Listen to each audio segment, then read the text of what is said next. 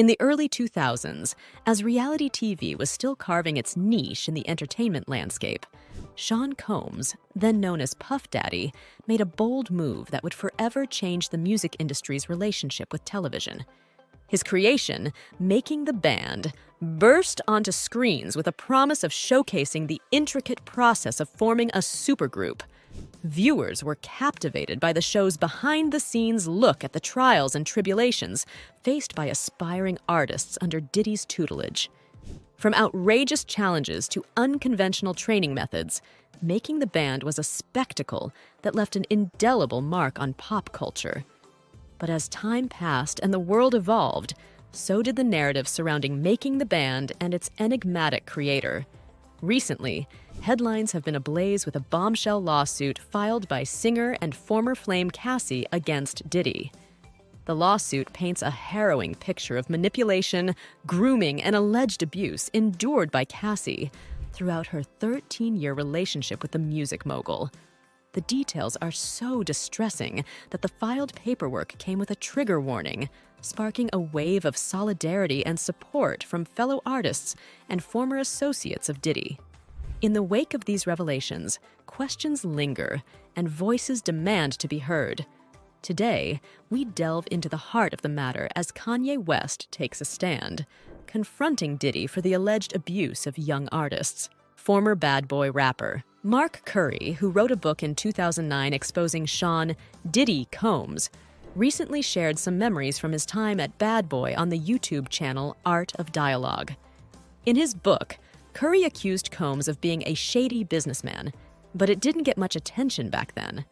However, with the recent lawsuits against Combs alleging rape, assault, and other mistreatment, Curry is now revealing even more.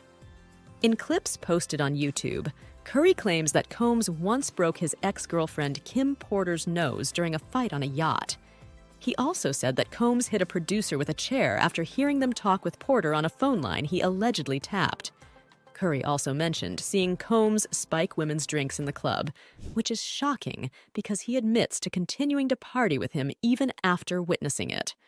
Curry is not alone in speaking out against Combs. Former bodyguards Gene Deal and Roger Bonds have also shared their experiences. While their stories may further damage Combs' reputation, they also admit to sticking around despite witnessing disturbing behavior. Combs is facing 3 lawsuits accusing him of sexual violence and abuse. His longtime girlfriend and Bad Boy signee Cassie alleges that Combs raped and assaulted her, as well as forced her to have sex with male sex workers.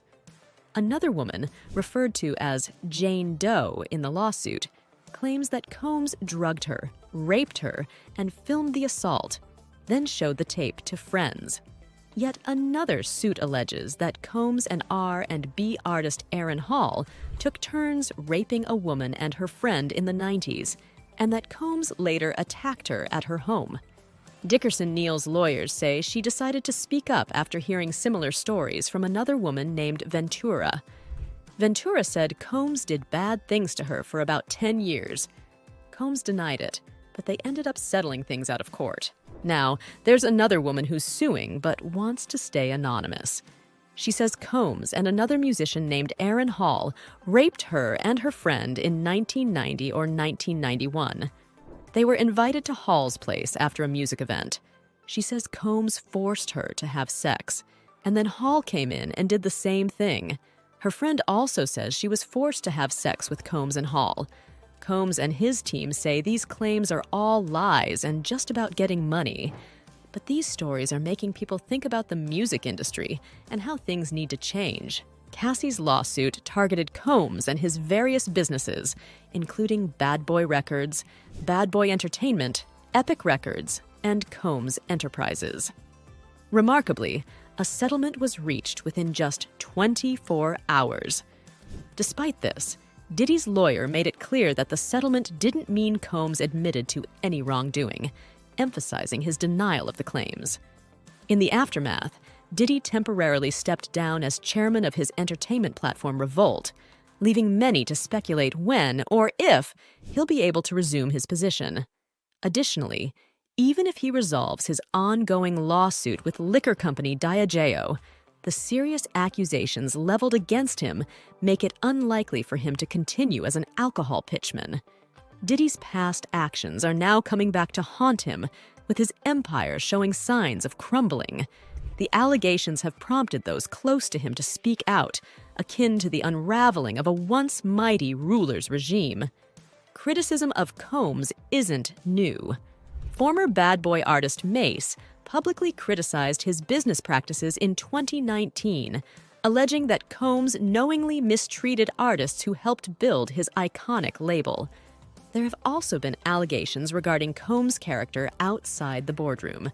For instance, in June, following their son's arrest for DUI, his ex-girlfriend Misa Hilton posted cryptic messages on Instagram seemingly directed at Combs. Similarly, in 2019, another ex-girlfriend, Gina Huyn, accused Combs of physical abuse, claiming that those around him were aware of his actions.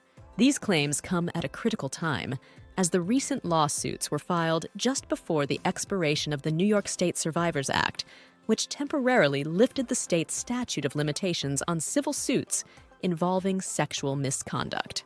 Enablers and accusers. Speak out in the wake of allegations against powerful men like Diddy, it's become evident that they often have a network of enablers who turn a blind eye to their misconduct. This pattern of complicity has been seen in various cases, such as the Surviving R. Kelly documentary, which shed light on the people who aided R. Kelly in his alleged abuse of underage girls. Similarly, Hassan Campbell, who accused Africa Bambaataa of molesting him as a child, claimed that the Zulu nation knew about the abuse and chose to ignore it. Cassie and Huyn, Diddy's ex-girlfriends, also mentioned people around him who turned a blind eye to his behavior. One notable figure speaking out against Diddy is Roger Bonds, his former security guard. Bonds confirmed Cassie's claims that he intervened when Diddy attacked her. He expressed frustration with having to cover up Diddy's actions and hinted at more revelations to come. Bonds also criticized Diddy for not supporting his incarcerated son and teased upcoming revelations. Mark Curry's book, Dancing with the Devil, portrays Diddy as an exploitative businessman, but it doesn't mention recent accounts of Diddy's alleged abuse or drugging of women. Curry himself admitted to participating in practices like spiking drinks, attributing it to hip-hop culture. Eugene Big Gene Deal, another former security guard for Diddy, has been vocal about his negative experiences working for Diddy. Despite his criticism, Deal stayed with Diddy for years and has only recently spoken out about his alleged misconduct. Harve Pierre, former bad boy president, was recently hit with a civil suit by a former artist alleging abuse, raising concerns about misconduct within the label. Additionally, a fourth lawsuit was filed against Diddy and Harve Pierre by a woman alleging trafficking and rape at Diddy's recording studio when she was 17. Diddy has vehemently denied these allegations, stating that he will fight for his name, his family, and the truth. Apart from all this, in a bold move, Kanye West has publicly accused Diddy and Corey Gamble of exploiting Justin Bieber's struggles with drugs and personal issues. West criticized their actions, highlighting the detrimental impact they've had on Bieber's well-being. The accusation sheds light on the complex dynamics within the music industry, where powerful figures like Diddy and Gamble may wield influence over young artists like Bieber. And that is a wrap-up. If you liked the video, we'd appreciate it if you could give it a thumbs up and subscribe to our channel for more thought-provoking content like this in the future. Your support means a lot to us, and it helps us continue to raise awareness about important issues in the music industry. Thank you for watching.